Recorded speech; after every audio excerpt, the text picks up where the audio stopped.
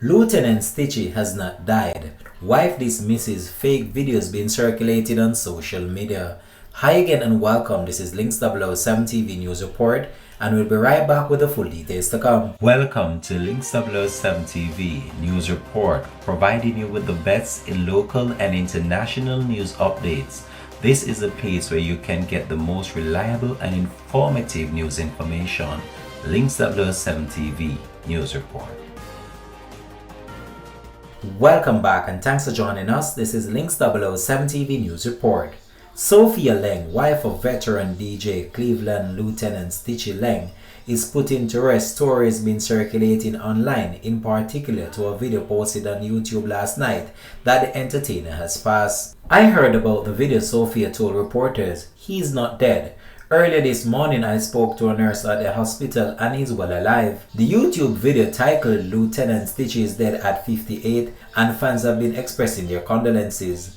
Sophia Leng says she wants to distance herself from the negativity. You know, people will do and say all kinds of things. I really don't want to dwell on those negative things, she stated. A GoFundMe page was established by Sophia Leng to appeal for assistance with medical expenses.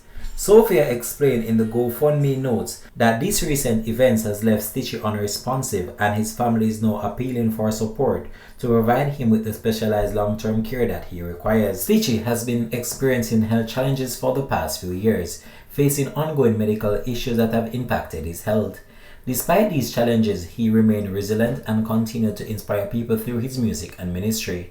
However, his recent medical crisis has significantly worsened his condition, and he is receiving all possible treatment in hospital. We must now move him to a long-term facility, the family stated. Stitchie was born on September 29, 1965, and has enjoyed a storied long career in secular and gospel arenas.